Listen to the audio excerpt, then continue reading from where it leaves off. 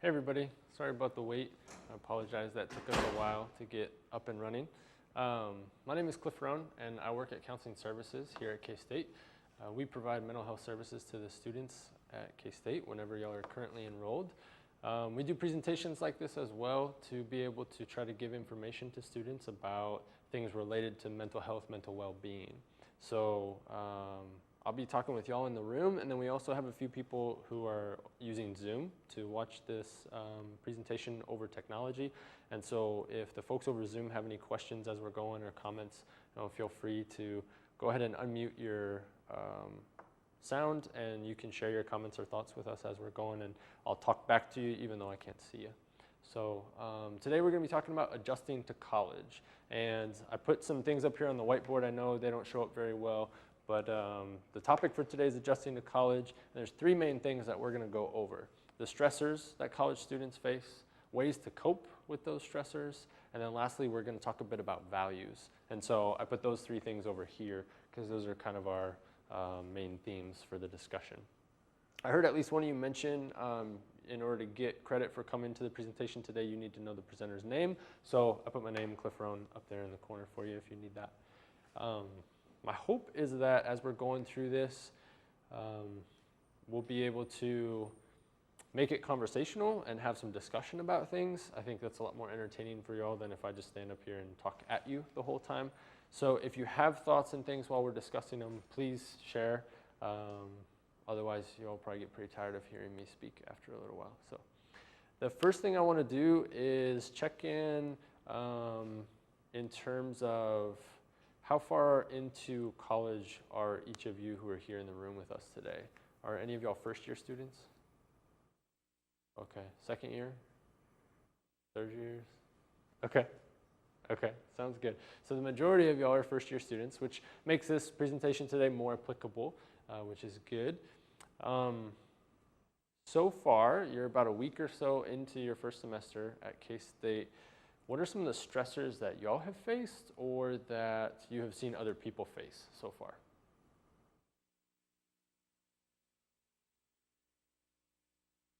Sure, yeah, you can just speak. You don't need to raise your hand or anything. I've seen people face classes that are not well timed, I guess. I have a 3-hour space between one car, and so I basically just wait on campus for 3 hours, which feels unproductive.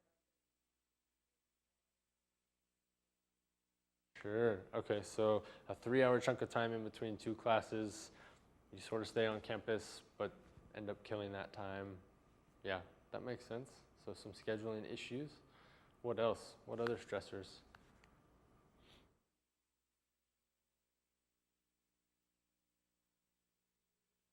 Studio? What kind of studio? Architecture. What's stressful about that? Yeah. Yeah, definitely. Okay, so studio class in architecture is definitely a big workload. Some other classes at college can be a really big workload compared to high school as well. Yeah, good. What else?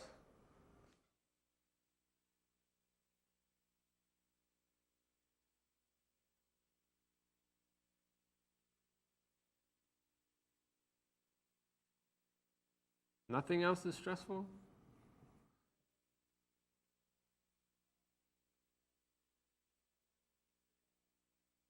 Sure, yeah, lack of sleep, definitely. What else?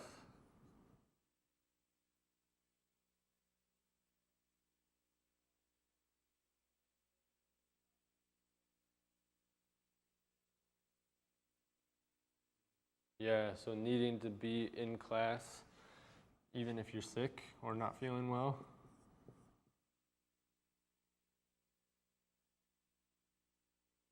What else?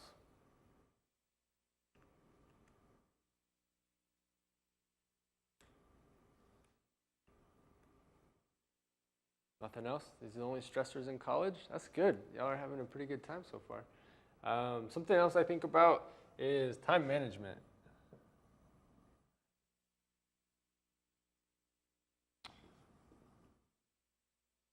Or Another way of talking about time management would be like prioritizing. Because I think one of the really cool things about college is there are a lot of activities that one can be involved in. You have your classes, but then there's also clubs, there's organizations, there are internships, externships, research assistantships, teaching assistantships. I mean, the list goes on and on of all the things that you could be involved in. And that doesn't even mention some of the fun things, like if you want to go to athletic events or you want to go to cultural events on campus, you want to socialize either through campus or outside of campus with friends. So I think it gets really difficult for a lot of people to figure out how they're going to prioritize all those things. And generally, students don't have time to do everything they would want to do. So at some point, there becomes a conflict of, I've only got so many hours in the day, but there's all these things that I want to do. How am I going to prioritize? How am I going to pick and choose what's going to actually be helpful for me? Have any of you faced that so far? Yeah, a couple nods. How'd you handle it when you faced it?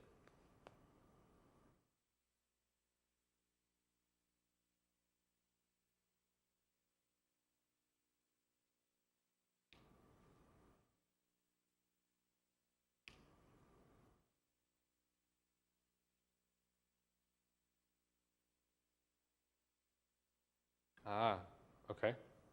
So not enough time to do everything, you chose to prioritize schoolwork. Okay. And what did you give up doing in order to prioritize schoolwork? Okay. So then, okay. So then not too much of a time crunch in that particular situation, maybe prioritizing schoolwork over relaxing. A different answer for you? Schoolwork.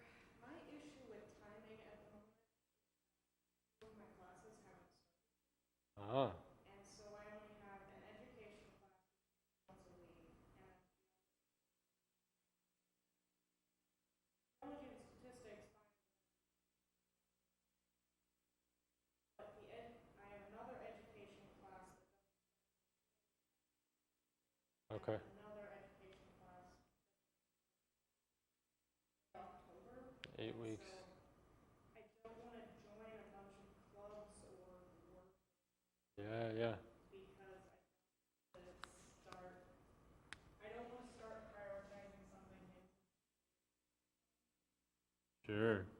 So you're aware that right now you're not as busy as you're going to be in the future, but you don't necessarily want to start a bunch of stuff now knowing that you're going to be busier in the future and you may not have time to do it all down the road. Yeah, so a couple other things related to what you were talking about that are stressors for a lot of college students are if you're trying to balance school and work, it can be really difficult. I mean, going to school and taking 14 or so credits is considered full-time, and that's considered enough to keep you busy. If you're in a club or a couple organizations or you do things for fun in addition to that, that's enough to fill most people's schedule. But for some students, they either choose to work or they have to work due to finances. And if you have that on your plate in addition to classes and things, that can be a lot to manage. And so it's inevitable at some point, maybe not until midterms or finals, but at some point there are going to be issues in terms of not having enough time. And then you're going to have to figure out how am I going to prioritize all these different things I have to do, which are most important, which am I going to put my time into. So if somebody is facing a lot of these things, and let's say they get overwhelmed with stress, they're feeling really stressed out, how can people cope with stress? Either ways that you've coped with stress in the past or just things you're aware of that some people do to cope with stress.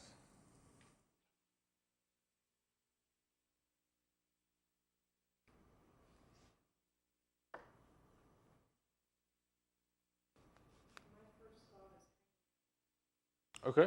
can add Yeah, okay. So hanging out with friends, socializing, that can be a good way to de-stress.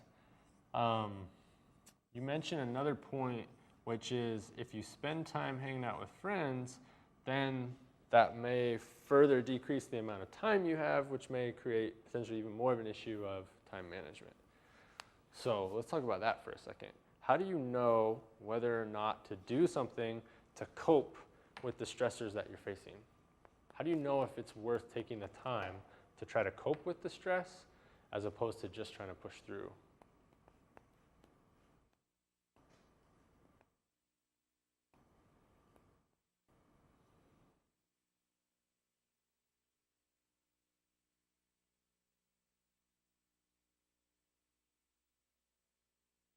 Anybody have an idea? No? So what I would say is you have to assess whether or not you can be productive with the current stress level that you have. If your stress level gets so high that you can't be productive anymore, then it's worth it to take time to try to cope with your stress. But if you're stressed out, but not too much to where you can't be productive, then it's probably worth it to keep prioritizing what needs to get done and putting your time and energy into those.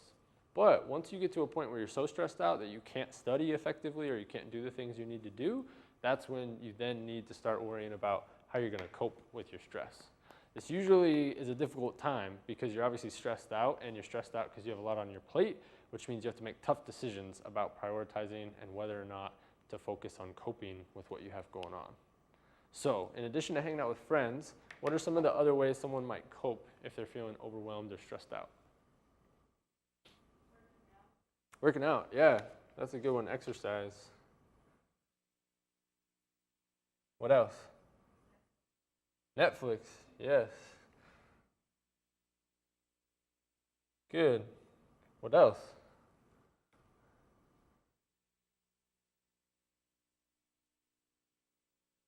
There are like 1,000 ways to cope with stress.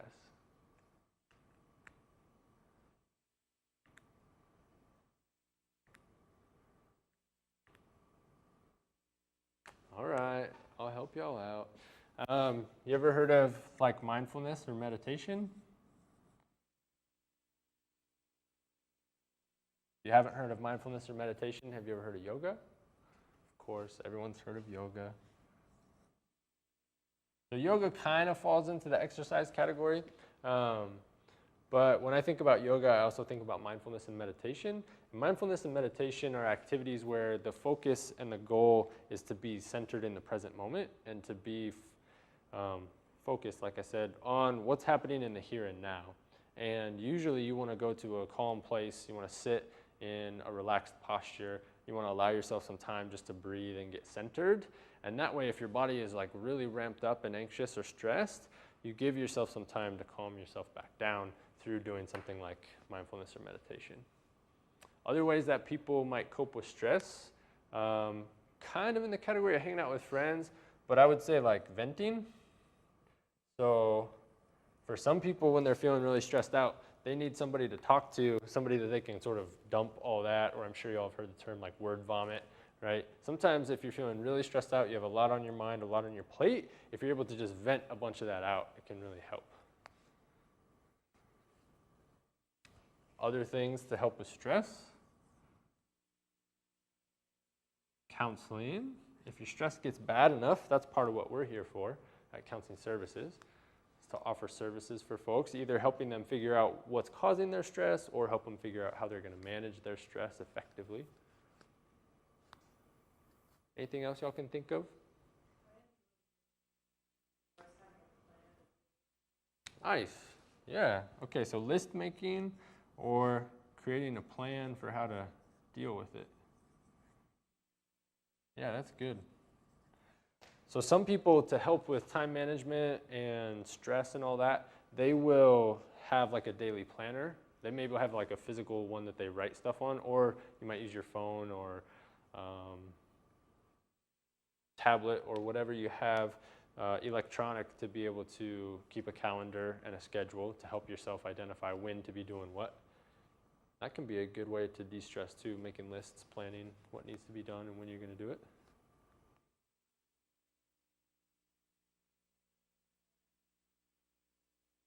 Yeah, absolutely.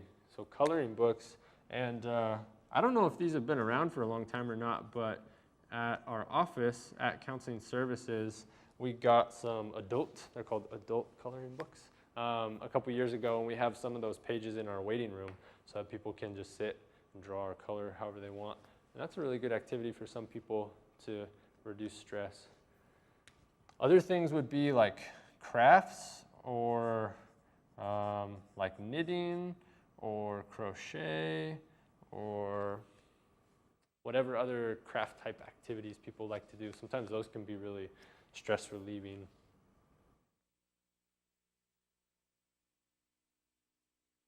For some people, spending time outdoors is really stress reducing, like going for a walk. For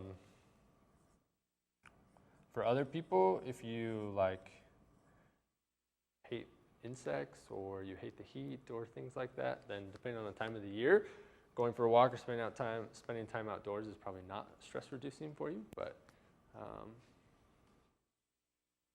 yeah, in this exercise category, I can think of a lot of things that people do, like ride your bike, go to the gym, work out, play basketball, tennis. I mean, there's tons and tons of options for exercise, and all of those can be good stress reducers for people. Some people also find cooking relaxing and stress reducing. I don't like cooking. I think it's a waste of time. I wish my food was just like ready for me always, but for some people they love to cook, so that's good.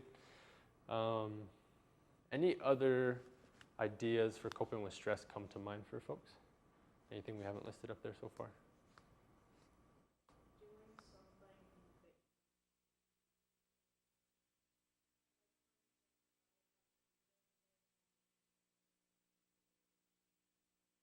Uh-huh.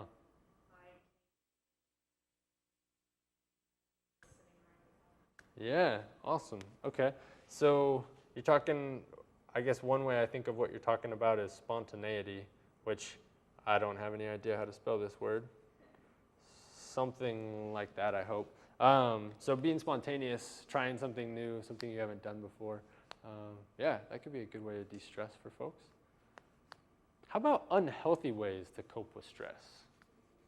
Eating. Yeah. Now, if you're really hungry and you haven't eaten in a while, then eating is a good thing. But yes, eating can be an unhealthy way to cope with stress. What else? Skipping classes. Okay, yeah, I'm feeling too overwhelmed or stressed out to go to class, so I'll skip class. That's not going to help you in the long run. What else? Those are good. I can think of a couple of others, like drugs, alcohol. A lot of college students drink or do drugs to some extent. Definitely not all. In fact, research shows here at K-State, about 20% of K-State students have never drank alcohol in their life, which is kind of interesting. I think some people assume that every college student drinks, and that's actually not the case. But yeah, some people will use alcohol or other drugs to cope with stress, and that may be effective in the short term, but it's typically not going to be helpful in the long term.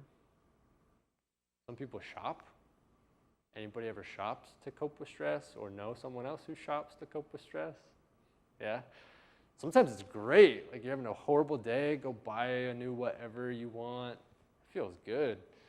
But then when you get your bank statement, your stress is worse than it was before. So long-term, shopping not a good strategy. Pulling all-nighters. I would add that to the list of unhealthy coping strategies too, because sometimes if you have a test, I know a lot of college students will pull all-nighters before their exams or when they have a project or paper due, and they think, oh, I'll have all this time to work on this project, which makes sense, and it's true. You do have a lot of time to then work on this thing, but if you then are wiped out for 2 or 3 days afterwards, or you skip a bunch of classes because you sleep through them the next day, you're not really helping yourself out in the long run. So in the long run, it's a lot better if you can do that work in chunks of time over the course of several days instead of staying up all night one night to do it. Any other unhealthy coping strategies people can think of? Okay. One other thing that I'm thinking about that can be helpful for stress is other KatChats that we have. And so I have flyers here for those of y'all that are in the audience that you can grab on your way out. And these are about the other presentations that we have throughout the semester for KatChats. If you're watching over Zoom, you can actually access all of our past KatChats online through our website, Counseling Services website. And so depending on what you might be struggling with or what's going on in your life, another KatChat could be helpful for you. So We've talked about stressors in college. We've talked about ways to cope with stress, both healthy and unhealthy, which is good to be aware of. So let's talk for a minute about this values piece and how this plays into it. Does anybody know what I mean by values? Anybody define what a value is? Pretty tough question.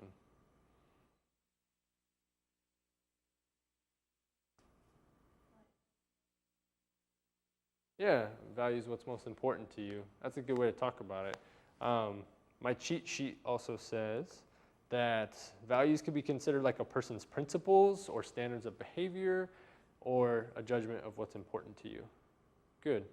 So I'm going to go ahead and erase what we've done so far in terms of stressors and how to cope with them so that I can write a bit about values. So while I'm erasing this, I want you all to think for a minute about what your values are.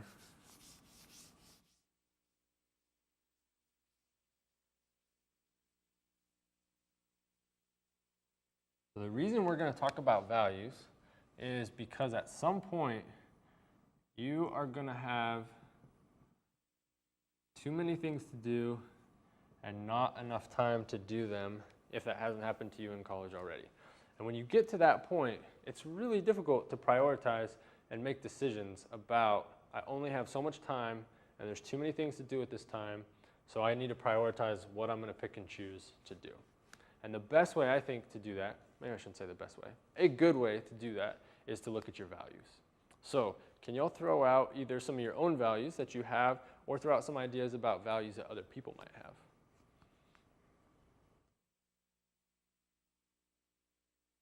Keeping commitments. Okay.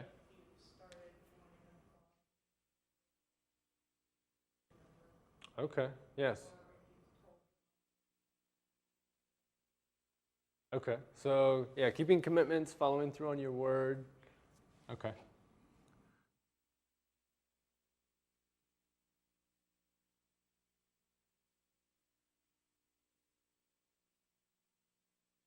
What are other values?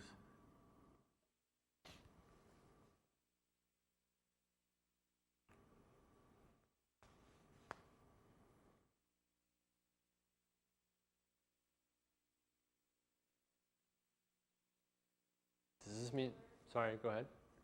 Yeah, schoolwork, good.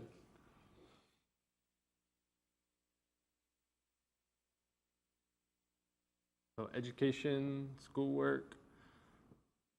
Everybody who is in college either values education and schoolwork to some extent, or there's somebody in their life probably that values them getting an education and is therefore encourage them to be in college. Sometimes people come to school not so much because they want the education itself, but because they want the job opportunities that might come with that education. And that's something that people can value too, is work or occupation.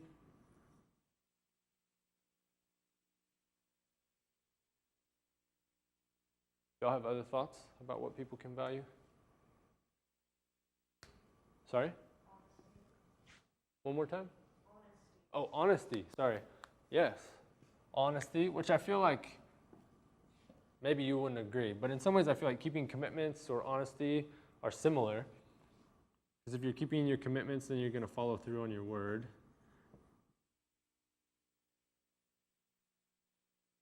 What else?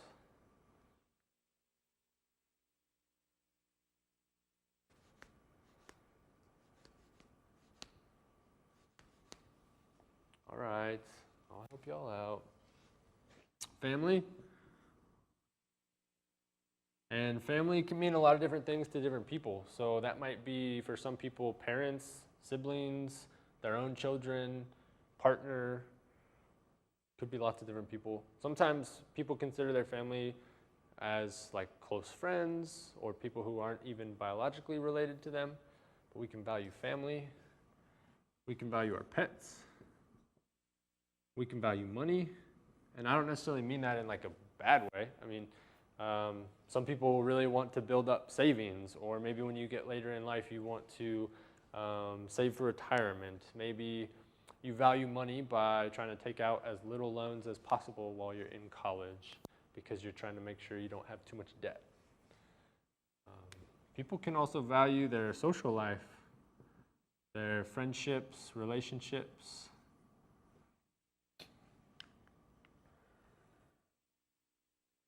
Their community. So if someone values their community, they might find a way to engage in activities that help their community. So it could be community service, it could be participating in all kinds of organizations or things. Like here in Manhattan, we have what's called the Crisis Center. The Crisis Center is an organization that helps victims of interpersonal violence, domestic violence, that sort of thing. And so there's a lot of people who volunteer for the Crisis Center, and they probably do that partially because they value their community. Can anybody think of any others? I think that's about all I can come up with.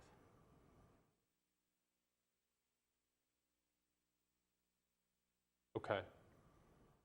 So I'm going to pass out a sheet to those of y'all here in the audience. And then for those of you over Zoom, hopefully you have a piece of paper and you can work on this yourself.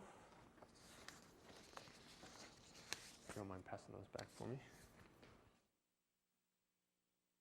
Okay, so the sheet that I just handed out has 3 boxes on it. And I'm going to walk through this with y'all. So the first box is about values.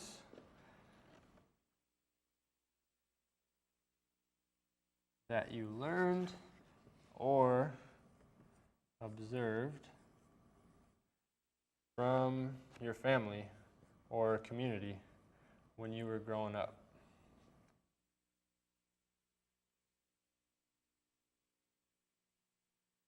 So what I want you to do is think about the different values that you either learned and picked up from your family or community, or you observed from your family and community. Maybe these are values that you didn't necessarily pick up and you don't hold yourself,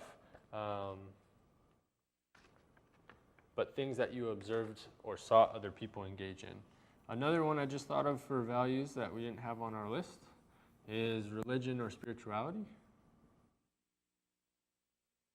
For some people, that's a really important value, and for other people, they don't really have a value of religion or spirituality at all.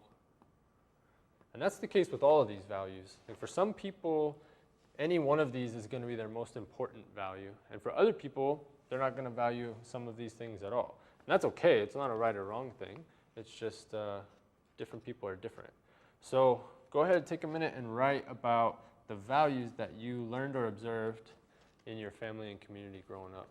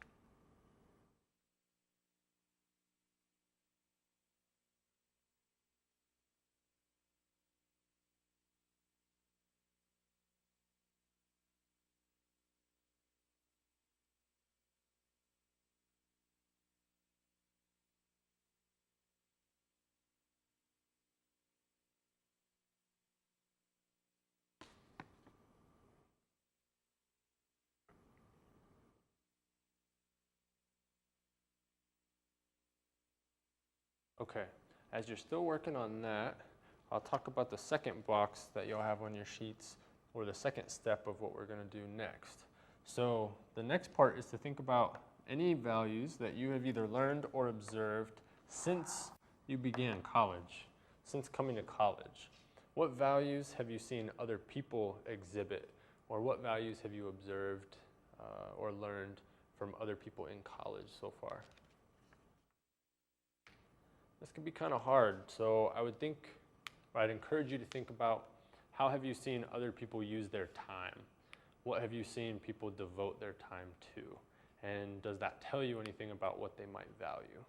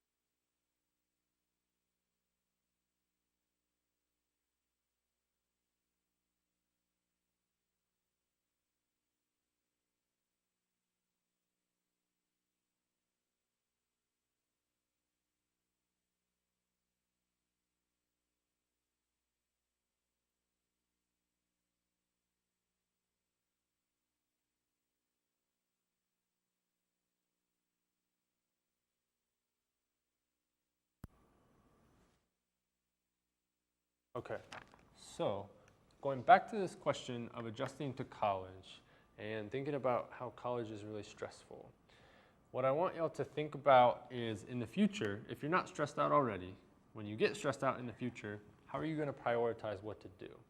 And the piece of encouragement I would give you today is, like it says up here that y'all may not be able to see or read, is let your values be your guide.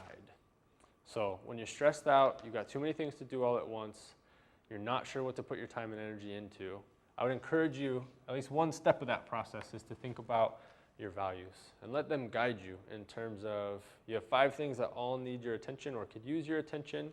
So maybe there's an athletic event, maybe your friends are getting together, maybe you've got homework assignments, maybe you need to sleep, and you have to pick and choose what you're going to put your time into. I'd encourage you to think back to your values. And so this third box, or the bottom box on the sheet I gave you, says values you want to live by in the future. And as I'm talking about that, it reminded me of a couple other values that we didn't have on our list. So health is one, and leisure is another. So health involves lots of things. It could be your physical health, like not getting sick, which could mean sleeping enough, taking care of yourself in that way. It could mean your mental health, which involves coping with stress, like we were talking about earlier. And it could mean like nutritional health, eating well, taking time to make meals, trying not to eat unhealthy too frequently, those sorts of things.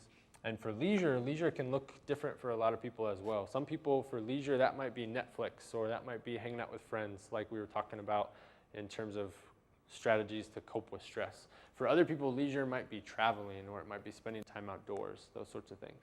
And so maybe for some people, leisure is not an important value, and that's going to be really low down on their list of values. For other people, leisure might be a really important value and might be high up on their list of values. So if you want to give yourself an advantage with this process in the future, what I'd encourage you to do is the values that you want to live by box, as you write those things out, after you feel like you've gotten all the values that are important to you in that box, I'd then encourage you to try to rank them. And that might sound easy, but it can be incredibly difficult if you have to try to rank them. Like let's say you have 6 values in your box. If you had to rank them 1, 2, 3, 4, 5, and 6, can be very difficult. And part of it depends on the context or how much time you've put into them. But if forced to, by ranking them, what you do is you give yourself a sense of, okay, when I have to pick between different things, this will help guide me to understand and know how I'm going to make those choices about what things to choose over others. And I want to say that with your values, if you do choose to rank them, or you can rank them, that it may change over time. So the way you rank them today is not necessarily the way you would rank them a year from now, especially 10 years from now. For instance, education and schoolwork is probably going to be a value that all of y'all have on your list, at least to some extent, because you're in college, you want to be successful, you don't want to spend money on tuition and then not get credit for passing classes while you're here at K-State. So education or schoolwork, for some of you, may be like a top 1, 2, or 3 value. 5, 10 years from now, if you're not in school anymore, education and schoolwork is probably going to be much lower on your list, or maybe not on your list at all, depending on what you're doing in your life at that point. So just trying to make that point of the way you rank your values today is not necessarily the way you'll rank them in the future. But thinking about what's important to you today and where you need to put your time and your energy and your effort now to try to be successful with the goals that you have. So I hope that each of you will continue to monitor and think about your stress level and the stressors that you're facing in college. Think about how your stress level is impacting you, and try to notice when your stress level is getting high enough that it's important that you try to cope with it, bring that stress level back down a bit. And think about coping. What ways do you already cope? What ways might be healthy to cope that you don't currently do? Are there any ways that you currently cope that are unhealthy? And if so, can you shift that into something that's a more healthy way to cope? And then lastly, if you do find that you're struggling to make decisions about how to prioritize your time or what to do to manage your stress, I'd encourage you to think about your values and what's most important to you, and use that information to help you prioritize what you're going to do with the time that you do have. So that's it for me, unless any of y'all have any questions before we wrap up. Okay. Well, I really appreciate your time and attention. Again, I apologize about the technology, the fact that we got started late. I'm going to pass out those flyers about the other KatChats that we have this semester for those of you in the audience. Again, those of you over Zoom can access that information through Counseling Services website. And then for folks on campus here in Manhattan, we offer counseling services for students if you should ever need anything. And for those of you over Zoom, if you're at a different campus for K-State, you can contact your local campus about the services that they offer for counseling. So thanks everybody for being here, and that's it. Hopefully we'll see you again at a future KatChat later this semester.